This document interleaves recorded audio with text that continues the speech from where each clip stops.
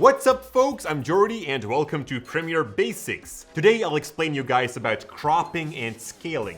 Now before we get started, you first need some footage, so drag and drop your desired footage into the timeline. Now the easiest way to scale a video is to adjust the scale property in the effects controls panel. By using keyframes, you can animate the scaling of your video.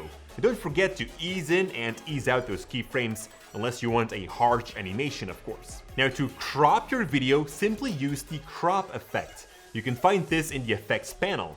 Drag and drop it onto your clip and head over to the effects controls. Scroll to the bottom and here you can find the crop effects properties. You'll see 4 different percentages. The more you increase it, the less you'll see of the remaining image. Now what's often done is cropping in from the top and the bottom to create cinema scopes. Now in reality, some films are shot on anamorphic lenses, giving a wider video frame. And by creating such black bars, you kinda recreate that cinematic look. Now to apply this to your entire edit, I recommend to first create an adjustment layer from your project panel and placing that over all of your clips in a timeline.